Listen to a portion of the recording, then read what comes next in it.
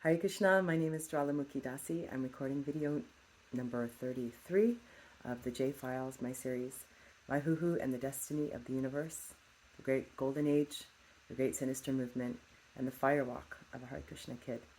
So this next video is going to have something in it that's very, very difficult to talk about. I previewed some of my reading material today, and I wondered, should I actually include this in a public video, because it's very, very difficult subject matter. However, I decided I'm going to, and the reason is because my purpose in making these videos is to set people free who have been trapped by the darkest of evil, the principality of evil. There are millions and millions, if not more, people who are trapped by the satanic religion or the cult, the Great Sinister Movement that has co-opted countless people's lives through their methods of mind control, possession, torture, like all of the worst stuff. So these videos are how I came out of it. How did I get out of this impossible thing? How did I heal from the unimaginable? And I could not have ever done it without the beautiful facilitation of my self-realized spiritual teacher, Kamra Devi.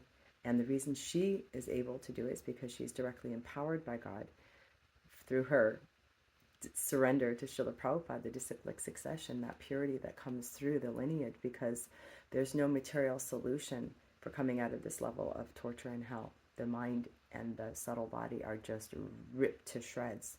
But inside, we are the eternal spark of God. We are the soul. And the soul can never be touched, can never be cut by any weapon, can never be burned by fire, moistened by water, withered by the wind, Krishna says in Bhagavad Gita. So the soul proper, ourselves, has every ability to come out of any situation. And that is the level that I'm going to be speaking to today that is required. It's actually a gift. The gift of the bottom is the top. When you are in such a level of hellishness, the only way to come out of it is through deep surrender to the Lord. And then one's true nature as the eternal soul comes forward. And regardless of what the mind and body have passed through, we can be relieved of that suffering through self-realization. So I will not avoid the hard topics here.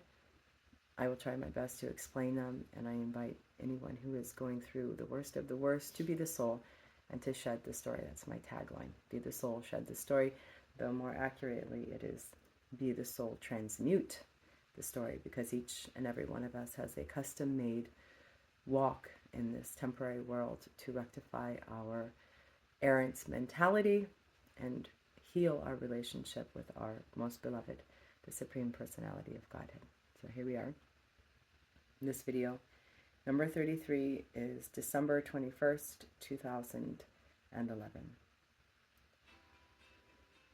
And my kids are awake, so you're going to hear background noises. I don't know how long I'm going to get through this video. Just enjoy the background music of my son's alarm going off. Okay, here we are. Things are lightening up. Insert smiley face here. I only cried from the depth of my aching heart for half an hour today. No bodies, no more murders, just me, raped naked and kept hostage in a deep, dark shale hole dug into the ground. I was at the Pennsylvania farm. At first my hands were stretched high above my head, reaching out to be picked up. I won't tell anyone, I promise, I said. Take me out of here. Daddy, don't leave me here. I was in a deep, deep hole. It looked like the one that he was digging for a septic tank for the house he planned to build. For the time being, we had lived in a remodeled school bus, all 5 of us. We had a pony, a dog, cats, and, quote, sea monkeys. The sea monkeys froze one morning. I didn't want to go to school that day because of it. I was so excited when I got that kit and watched the microscopic critters grow in the water of the narrow plastic container. I loved all my pets. I wanted to rescue everything I saw, in fact. Nowadays, I'm even loath to give up on decrepit furniture. I just know I can fix it somehow. My awareness shifted to another hole, this time much darker. Blackish and blue, not the clay and shale of the one on the top of the hill in Pennsylvania. It was down in the woods by the creek, close to where Migraine Man's cabin used to be. Yes, I have to give them all code names. Migraine Man had a cabin in the woods. Imposter, conniving witch's husband, was standing up at the top. If you tell anyone, they will be put in the hole. It will be your fault. I probably have to pause the video. These angels are awake and shouldn't hear all of this. I will continue another time. Imposter, conniving witch's husband, was standing up at the top. If you tell anyone, they will be put in the hole, he threatened, and it will be your fault. I was left there all night, naked and cold. I had an awareness that made me cry in sadness for my older brother. He had experience of being in that hole too, although at a different time. He actively remembers nothing and will not even admit that anything happened to him. It is only safe for him to say that there must be parallel realities. That is normal. Who would want to remember anyway? Some people call me brave, but sometimes I just think I might be stupid. Denial, the drug of choice for most. So why am I addicted to truth no matter how much it hurts? It would take many years before I understood my prayers from previous lives that the Supreme Lord fulfilled in this lifetime. Through this jaunt on the dark side of the universe. At one point, I was locked in my cubby in the upstairs girls' ashram. They were sort of irregularly angled at the top and closed with metal hooks with springs on them. I was not in there for very long. I would only be allowed to go home on the weekends to see my mother if I did not tell anyone. In contemplating emotion and processing, I have discovered that to have the greatest emotional release when pictures and knowingness come in my awareness, I don't ask questions with the cognitive part of my brain, but let the hurt part of the body come out through my tears and cries, and then I observe. The heart knows. The head only sorts. My heart hurts unbearably, but somehow it feels right, like being really alive, to let it out. The information about the circumstances comes anyway as the emotion releases. The more that you cry, the more that the story comes forward to the cognitive function. It's like a dam breaking, everything comes out. It is less important to know all of the details, but rather to release all of the pain in the heart. I just want to heal and be functional so I can be with my children and my husband for real, finally. I want to stop running away inside. This time, my prayer going in to my healing session was to release whatever would make space for my loving service to Sri Krishna, and to know whether I needed to know whatever I needed to know for my service to him. I know this. There was some kind of understanding, quote, between imposter and my father. They were both effing me. My female ashram teacher, dumb and conniving witch, were in a sexual relationship with one another, and with me and the other girls. It was really scary being left alone in a dark hole in the middle of the forest all night for what seemed like days. Needless to say, I did not get any sleep. Maybe the next sessions will be about the way I left. Maybe the next sessions will be about the way it felt to be raped. I have seen it visually, but still I don't feel anything.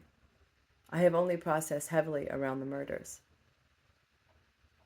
The rapes still seem to be insignificant in comparison, and I don't feel anything. Maybe that's why my hoo-hoo won't heal either. I've rejected it so far from my body that it needs to make a lot of noise to get my attention again. I was in the furnace room at our house in Pennsylvania, and my little girl's voice I repeated. I won't tell, I promise I won't tell. I was up against the wall behind where the wood stove was. Dad was kneeling over me. He had just killed the small yellow tabby kitten I loved by dropping a huge log on it. Was it an accident? He told me that if I told, he would drop a log on me too, and it would have looked like an accident. And I didn't want that, did I? I never know how much I grieved for that little kitten, but now I understand there was a lot more to it.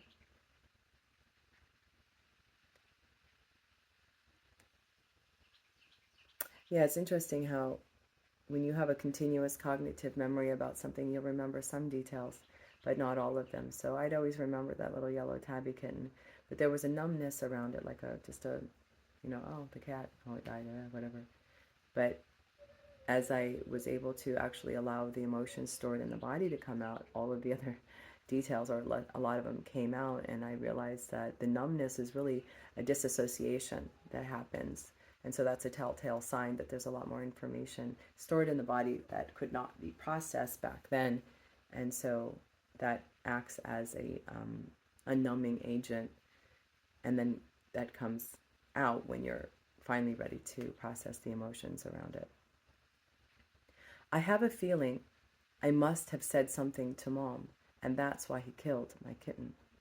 Interestingly, Kamra removed lots of negative stuck energies from my spine between my shoulder blades. I feel great and straight now, like I've had a chiropractic adjustment. She said it was lots of self-blame and guilt. Funny, huh? Now, what in my life do I consciously blame myself for? Nothing that I can think of. My back does feel better, though. I also have more insight into my trust issues with my mother and why it is so hard to receive any affection from her.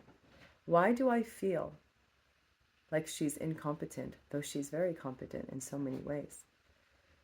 A child only knows their unmet needs and not the whys or why it could not be met. I had so many unmet needs.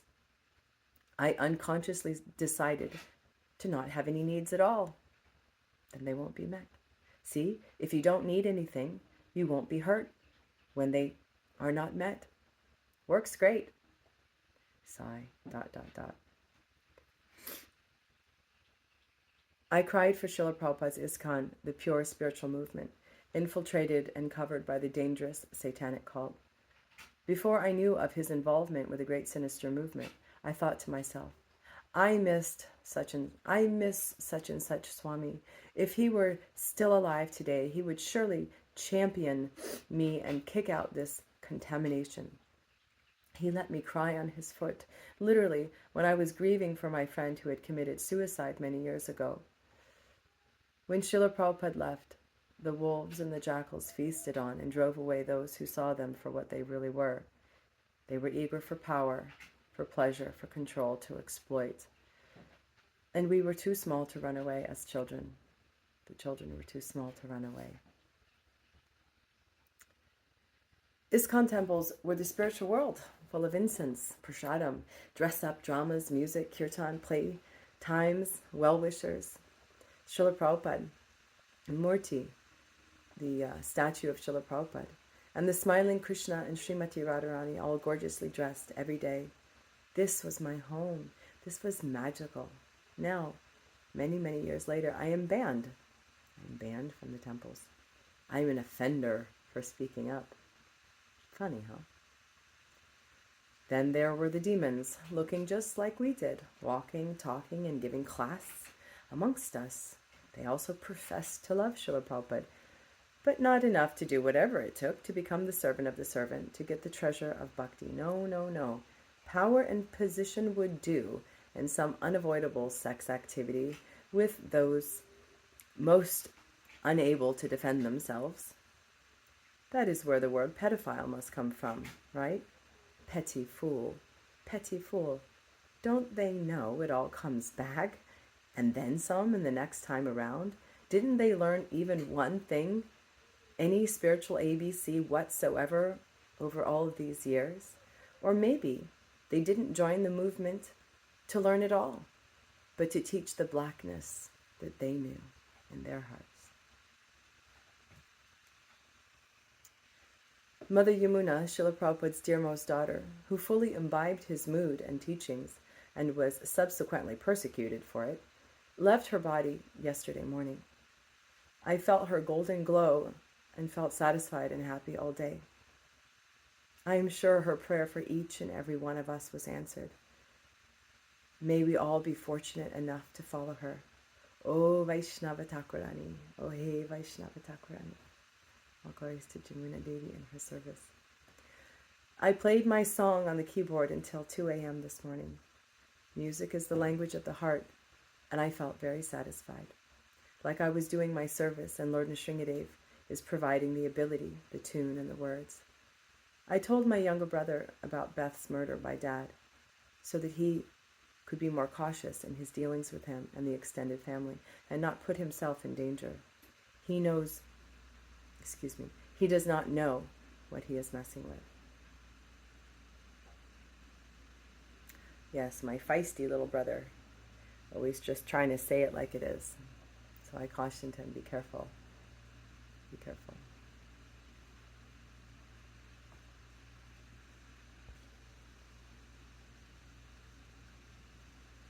This is January 8th, 2012. Another one of my songs which I've recorded in other places, but I'll just read it here. Why do you reject my painful confessions? It was I who lived and died.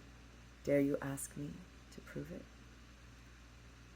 Why must you be afraid to see? Where is your courage, your faith in God? Here I stand, telling you the hell I've been through, and all I want is your love and to say, and for you to say, I see you. Turn away, look the other way.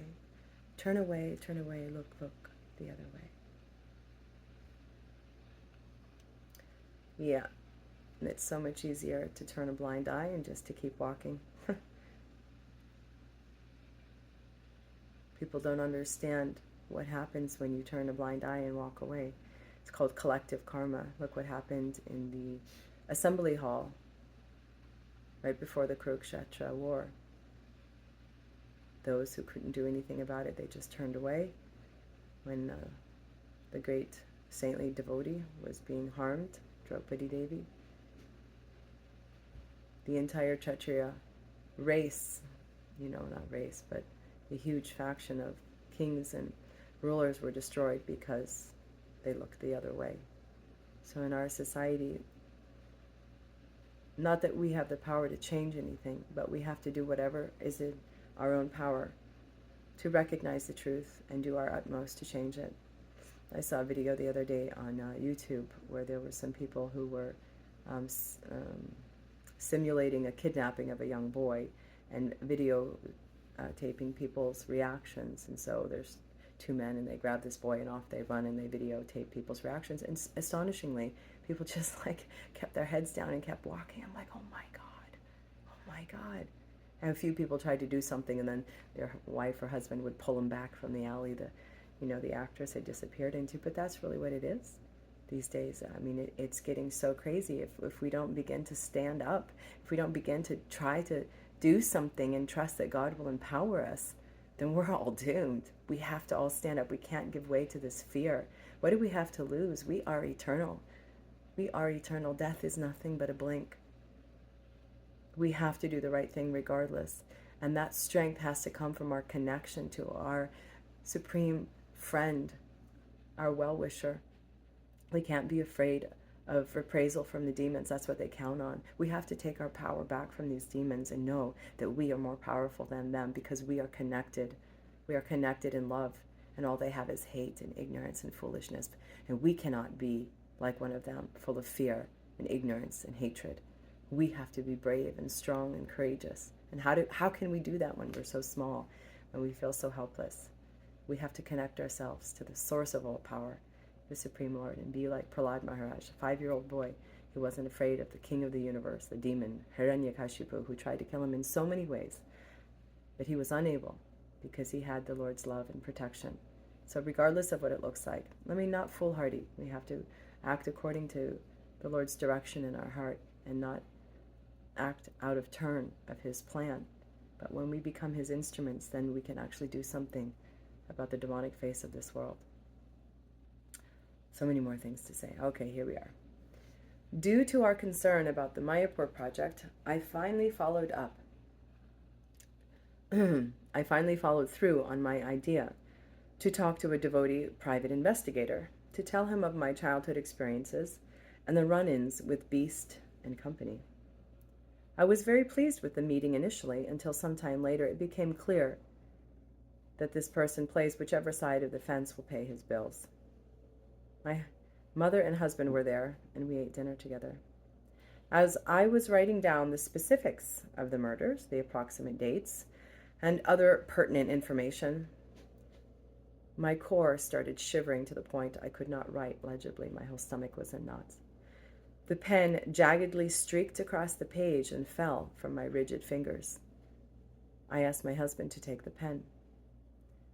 I spoke what needed to be written, and he wrote it. I was almost stuttering while collapsing forward, though fighting to normalize myself for this interaction. I didn't want to fall apart and appear crazy. The private investigator listened and asked questions, completely in the mode of stoic professional, and was not in the least emotional. My teacher says, "He's Asian, what do you expect?" They show no emotion. He showed no sign that he saw what I was going through in order to tell him of my experiences. He said not one word of acknowledgement or encouragement. I realized how crazy this all must sound, but surely he saw my state, surely. Oh, whatever. Basically, some of the information is useful to him, but I will have to have a, quote, revelation, some kind of future prediction, as he put it, so that he can follow up on it to know where to look for something or an event that will happen in the future. This he will accept as, quote, evidence. I called Kamra and jokingly told her to conjure up a revelation on the double. Both of us feel that this will be given in the right time, but that we both have to be more focused and pure in our chanting to perform this service and be shown this information. We had printed out large satellite pictures of the Mayapur ISKCON compound to sit with in prayer. Where was the concentration of the abuse, the evil element going on? We had a dark laugh then. Our eyes were closed, and we have a very dark sense of humor sometimes. It's just a sort of macabre, ha ha ha. I mean, what else are you going to do when you have to deal with all this? But so in prayer, with her eyes closed, she let her finger fall on the map. It was pointed squarely on the GBC building. Investigate that. I just finished my rounds and now want to write about my last session a few days ago.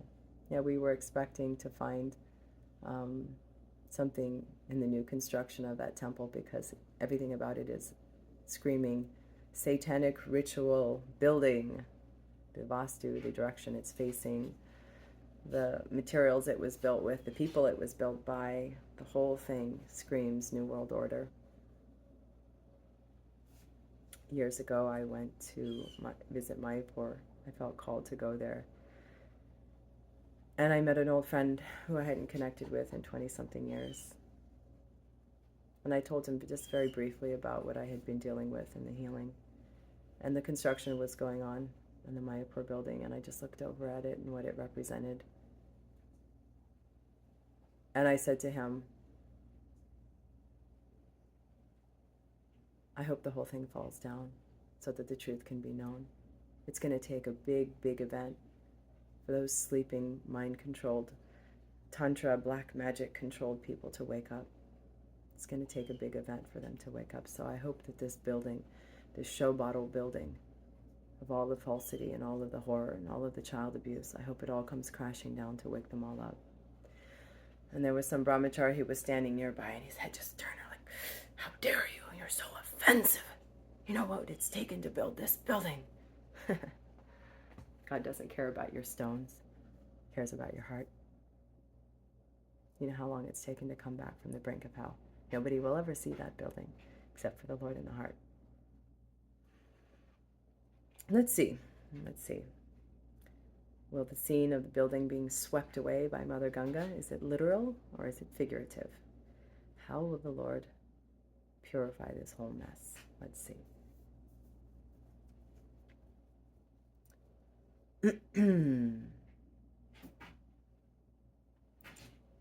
I had a feeling a few days prior to the session that it would be about Pete Holbrook, the quote handler. It felt like wanting to clear a maggot-filled pus ball.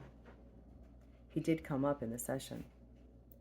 The God that creates a hell is all-merciful, for indeed there are some souls who will learn no other way, and he was one of them. The only real emotional part of the session was the scene that was showed to me by Joshua's spirit. Holbrook also had a handler. It goes all the way back to Baphomet, it seems, the dark guru parampara, the untranscendental system of going to hell quickly with a bunch of toys and followers for a short time on the way down, and all for the sake of cheap bodily enjoyment. Congratulations, you fools. That handler ordered him to kill his granddaughter and son-in-law in front of his own daughter, and he did. Now the soul formerly known as Joshua had been in my energy field ever since his murder and was highly aggrieved and very confused. Through the energy clearing work, I had become aware of him for the first time. It is normal for displaced souls to attach themselves to whomever feels safe to them at the time of their passing. And I, of course, had a desperate need to rescue everyone, including myself, and so... He kept saying that Holbrook was a monster, which we had to agree with him on, and my shoulders shook with his sobs. Because I was afraid of this, I asked Isu, Jesus, to come and hold my hand so I could go back and not be in fear of this knowingness. The memories came back, and with it, the trauma. At one point, he let go of my hand, and I tried to reconnect with Jesus, but as Kamra and I worked to release poor confused Joshua, it was clear that Isu, or Jesus, had let go of my hand to take Joshua's hand, as I had prayed for. I perceived them walking off hand in hand. Joshua finally, at the beginning of being totally comforted, finally. Oh, that dear poor soul. Poor soul. I refer to Jesus as Isu because I think I mentioned that in a previous video, that I know that the Lord in the heart is the knowledge. He's the source of all knowledge. And being raised in the Hare Krishna movement, I had a peripheral understanding of Jesus, but not really. I didn't really understand much. But one day, as I was deep in my healing process, he appeared in my heart, in my visions. And I knew that it was Jesus because I could see him. But he said his name was Ishu. And I was like, oh, Isha. Oh, Isu. Okay, Isha, in the original language, in the Sanskrit language, Isha means master. Of course, his name is Isu. And then from that came that derivative, Jesus, however people pronounced it years later. So that totally made sense. At the same time, the Supreme Personality of Godhead is giving direction to each and every living entity according to their faith and their desire.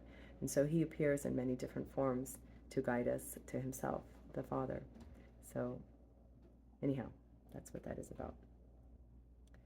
The whole episode was significant more for Joshua than for me, although, since he had latched onto me for so long, it was also significant clearing for me.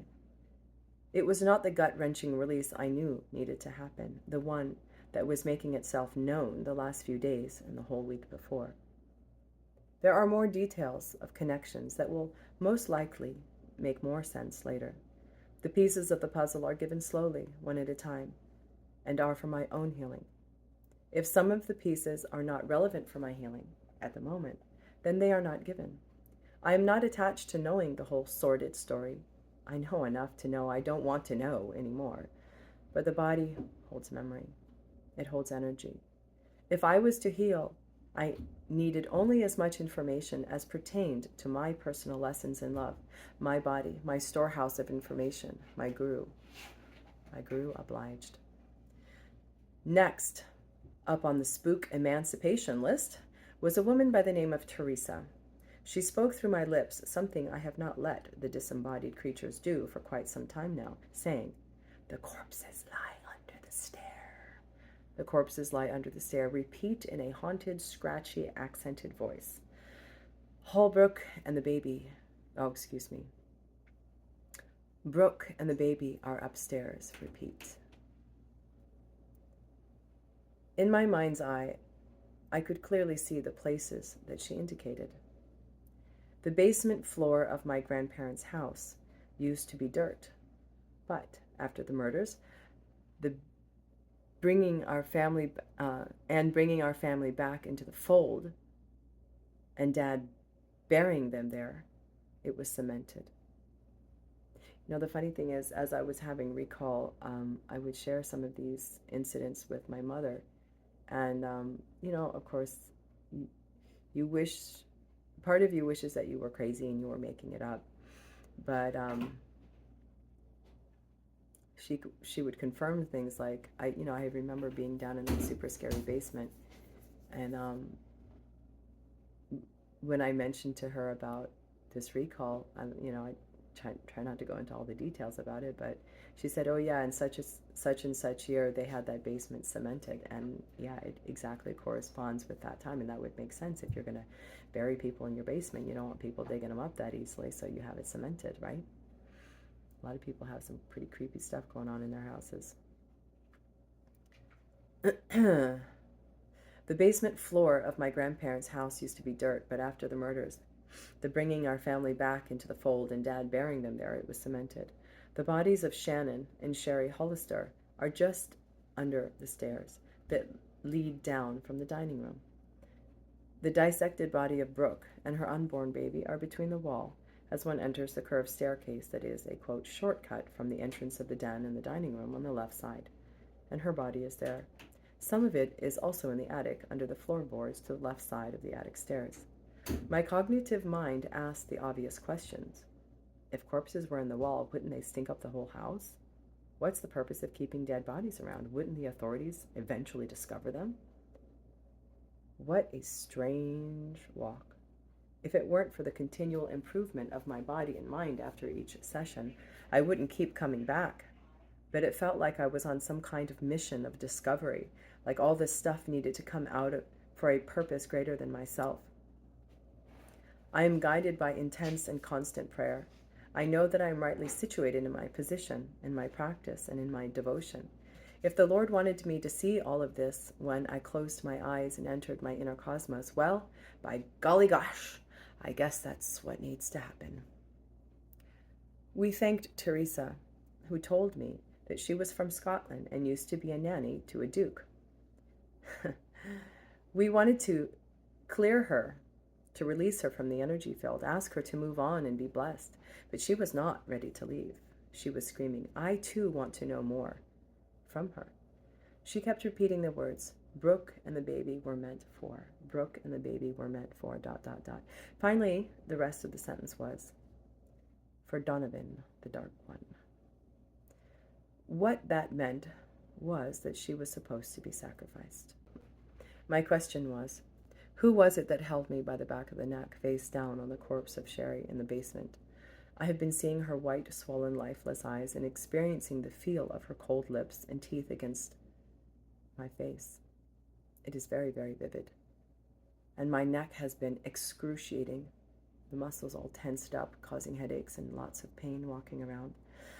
Accompanied by headaches, I wanted to know who made me lie on this murdered corpse and tried to make me have, quote, sex with it. Teresa's ghost showed me. I asked again, and she showed me again. And then I asked again. She called me a coward in the most literal sense, and then she left, no longer connected to me. She had released from my energy field. I had known the answer to that question some months ago, but had very, very much doubted myself. I hadn't wanted to believe it. I didn't have the courage, but now there was no doubt.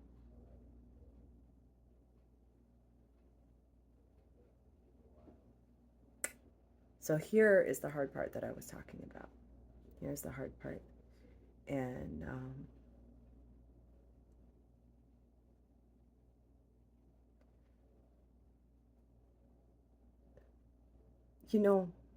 before I go into it, I just want to let everybody know that as a dark comedy, when people are up on the murder stand in a courtroom, they say, oh, the devil made me do it. I didn't do it, the devil made me do it. There's some truth to that, because we, the soul, the self, the anatomy of your being, you are a spiritual spark in a machine. The body, the physical body, and the mind are a machine, if you will, the hardware and the software of your vehicle, the soul. And the demons have figured out how to hijack the machine, the mind, and the body, and leave you holding the bag. It's like somebody taking your car out for a joyride, doing all sorts of criminal activity with it, and then while you're in the back seat or somewhere far away, and then you're left holding the bag. Oh, we saw your car at such and such time in front of this crime scene. You did it. And you have no idea what happened because you weren't driving. You weren't even in the car. What happened? What do you mean I did it? I didn't do anything. What happened? Well, see, there's these scratches and these dents, and your car was seen at this time at this event, and there was eyewitnesses. They all said that you did it. So this is exactly the case of people who are traumatized from birth and multi-generational ritual abuse families. That's why the Masonic lodges around the world are there, to raise people in this way of life, F them before they're 8 until it's too late. This disassociation on demand mechanism that can be used and built upon by the great minds like the Tavistock Institute and Nazi generals and all of the Rakshasa, man-eating demon lineage families. They can control the masses through predictable methods of trauma-based mind control. And then, if these poor souls ever remember, they'll feel so bad they'll take their own lives. Or somebody else will say, you did it, I saw you, you did this horrible thing. And, I did what? I really want the average person to understand that I want to say the majority of, maybe it's not the majority, but a large percentage of practicing Satanists don't even know what they're doing. They literally don't remember anything that they're doing. They have normal lives. I actually remember reading an article, I think I mentioned before, where there was a young woman who had come into her healing and realized that by day they were a normal Christian family, and by night they were Satanists with all of the whole 9 yards. But her family members had no awareness of this, no recall of it, and they actually felt themselves rightly like normal, nice people. So this should scare the socks off about just anybody, the level of possession, the level of mind control. And it gets even worse than that. The demonic entities that arrive in spaceships, the aliens, the ETs, and crazy people that our governments are working with, have this technology on how to move your subtle body out of your own. It's again, this is technology. There's subtle technology here. This isn't, science fiction. This is reality. Like all of the bioweapons and all of the crap that these demons are dealing with. It's a science of how they do this. They can take you over. They literally can take, everything is energy. Everything is frequency. And they've learned how to master it in such a way that they can manipulate just about anything. But, here's a big drum roll. But, the soul, being part and parcel of God, Krishna, in proper standing, is always more powerful than matter. And therefore, because demons only have power over matter, subtle or gross, they cannot touch the soul who is enlightened by knowledge of themselves as part and parcel of Sri Krishna in their purity, not sentimentally, but powerfully in their own purity of connection. And that's why the demons have tried to taint religion so much, so that you can't actually be pure.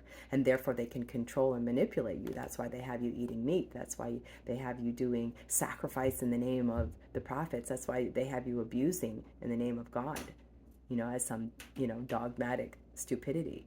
Because you can't, in that contaminated state, they have a right. They have the ability to do whatever they want, because you don't have any potency in that disconnected position.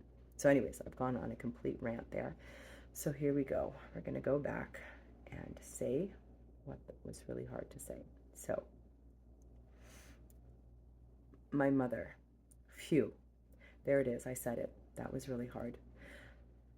My neck released and relaxed as I accepted what my body knew to be true. The body cannot lie. Why would it?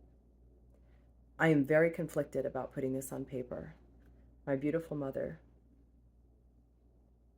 the saint, underneath all of the torture she's been through in this life, the true devotee of Srila Prabhupada, the one who taught me to love him, and Krishna, the one who loved me so much that she was also, oh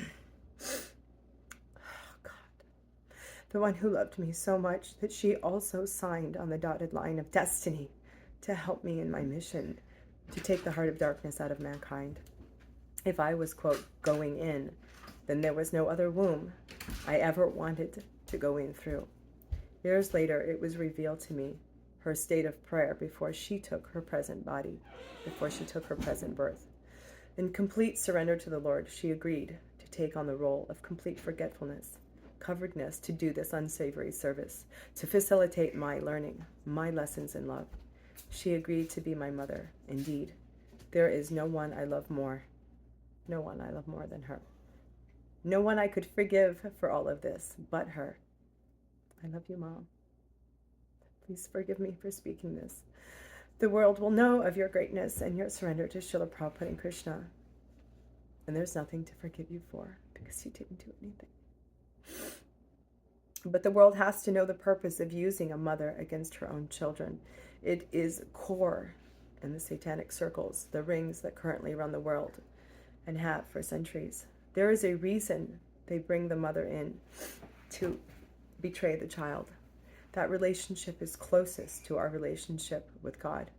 If one accepts that there is no love, being betrayed by one's own mother in the worst of ways, then the demons can separate a soul from God, or so they think. There is much dark magic in that.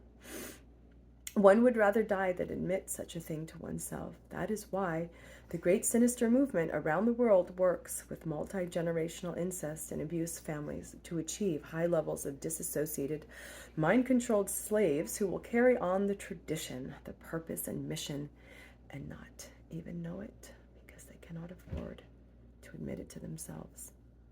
They have no potency or power to heal from it until now, if you take it. After the session ended, I wanted to know more about what my teacher had perceived in the session, especially around the why of this noxious act.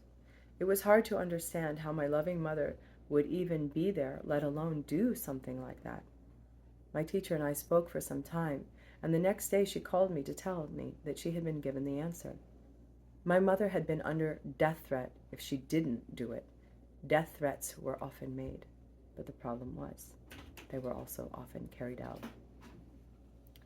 The other clarity was the connection between Holbrook and Beast.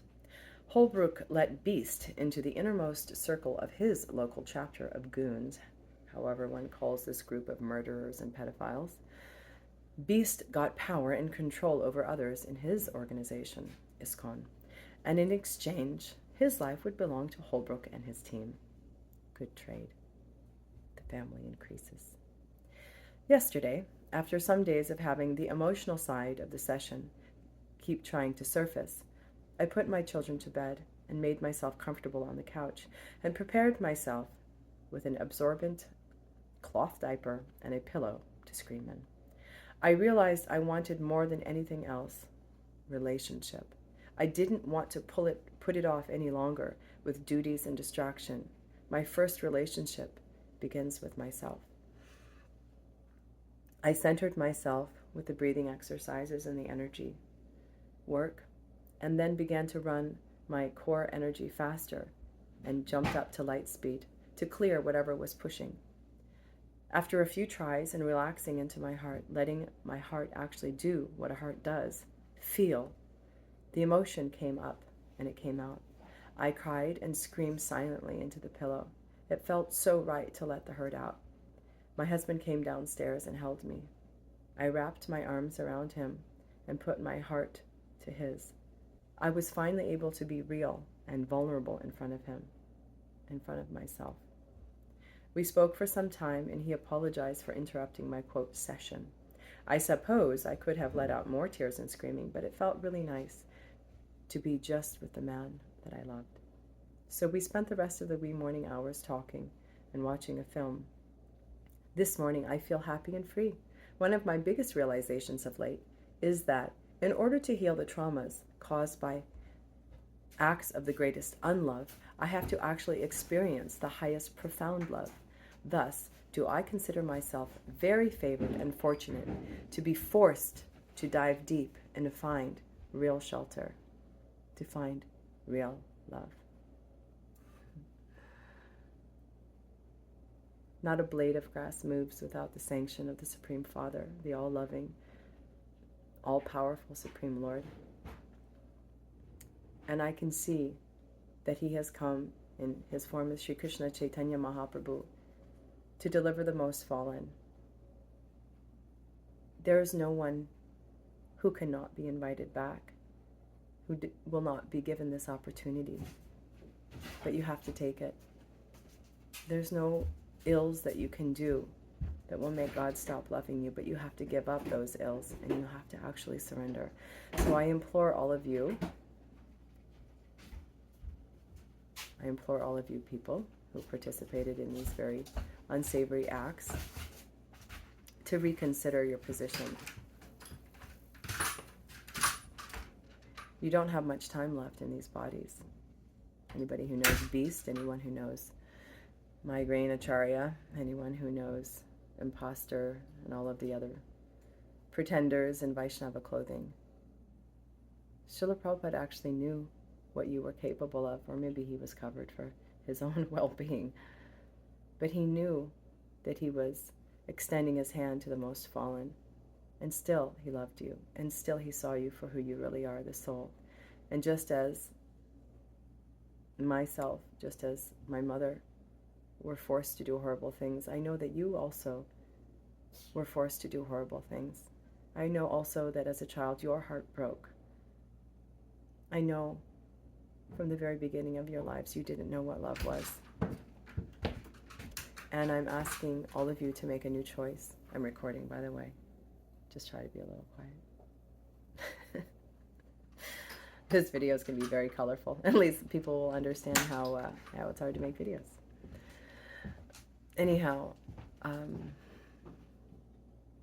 yes, so I don't hate anybody for what they did, but I do hate the ignorance of denial. I hate the foolishness of not accepting that you are who you really are, a spirit soul, deeply beloved of the Lord. Please let go of your demonic tendencies and surrender unto Sri Krishna Chaitanya Mahaprabhu. And your surrender will free so many others who are in this horrible, hellish jail called satanic cult, ritual, whatever it is. You are not that. You are eternally pure. You are beloved of the Lord, and let it go. Do some wonderful service for your spiritual master, Srila Prabhupada. And don't be a demon anymore. Be a devotee, because that's who you really are. Demon is temporary designation. Devotee is who you are eternally. Thank you. Hare Krishna. Jai Srila Prabhupada.